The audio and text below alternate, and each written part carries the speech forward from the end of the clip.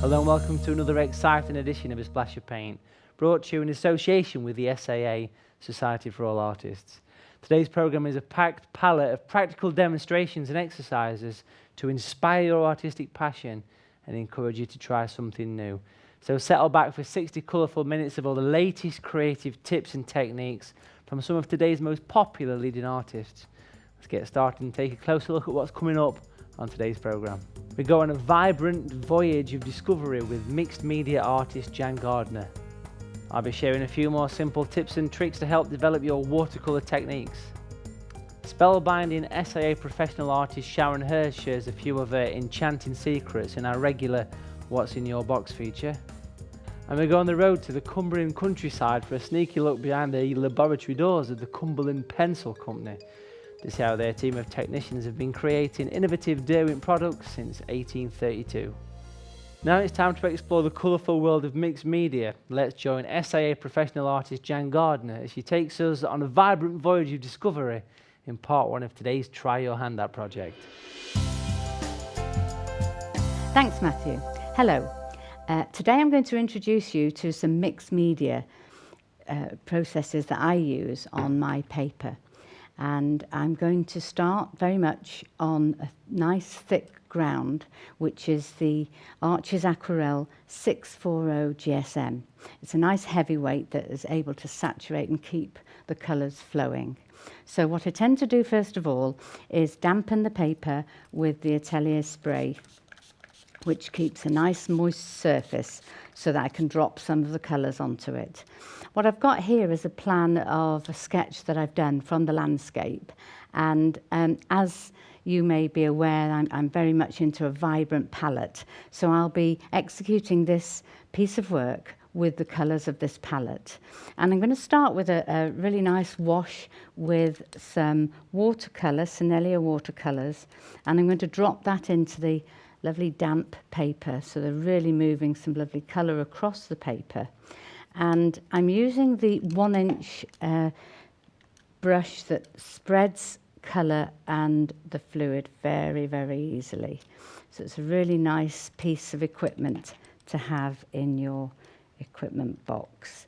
I've used Sennelier ultramarine, and now I'm going for violet. So just drop some colour in so that I'm moving across the paper, always keeping it quite fluid.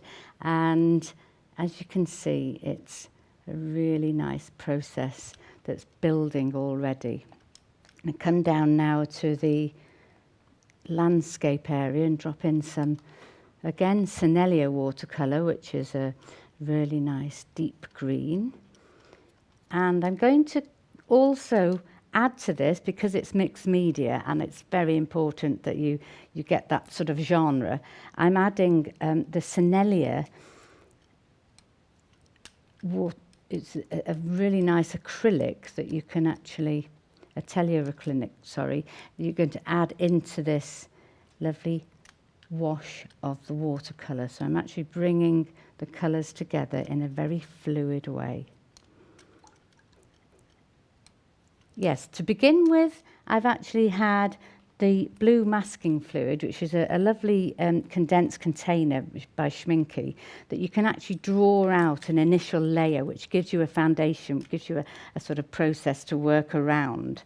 And it gives you a little bit of a plan as well, which is nice, because this is, big, vast piece of paper, so it's really good to have just a little bit of pointer to where you're going with some of the colours. So I'm keeping this paper really nice and moist still with this fantastic spray. It's one of the best inventions ever. And I shall keep applauding it because I use it so often. And I'm going to go in with some acrylic ink now and just drop it in this really fluid process. Bit daring for some of you, but it's something I actually really, really get into, as you can see from how I'm using it.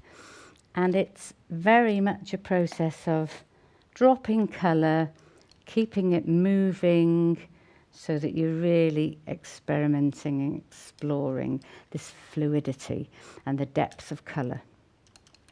I'm going to drop back in with some Atelier acrylic there.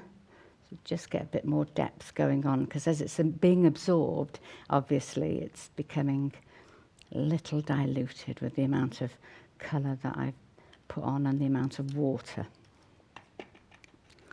I'm bringing that down now. Keep the fluid going. It's a very wet process, but it's such fun. And you can see all this colour growing in front of your eyes. So I'm keeping that mobile. Obviously, the other little technique is really nice because you just, if you wanted to, take some out. You're just lifting out if you needed to take some of the colour away.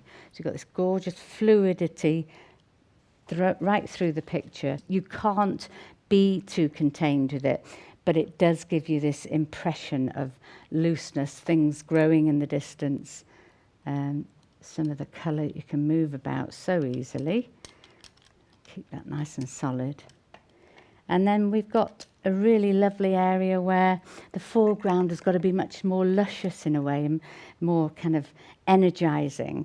So I'm looking at some other colours, which it could have been a little visit to a garden area with a landscape in the distance, and you've got the floral sensation of some lovely deep colours over here. In the foreground, azaleas. You've got a little pathway coming in. So it just keeps your eye moving across the picture. Okay. And we're just really getting into this luxury of colour, as you can see. Dropping some more ink in there. And then I'm going to get some more acrylic colour going on over here. Nice bit of depth there. What's happened to that? We'll just get a bit more of that acrylic. There we are. Flow that in, taking it down there. And that is a really, really rich background drop that we can play with when it comes to dry. There we are. Really enjoying this now. So I'm taking it into this foreground area that we know is going to be a lot richer and livelier. And this is kind of really nice sensation of distance and depth. There we are. And I'm not forgetting some foliage down here, so I'm going to keep that lovely green, depth of green going on. And I'm going to introduce a little bit of a brighter green as well, because it is in the lush foreground. And I'm just going to go with some drop into that.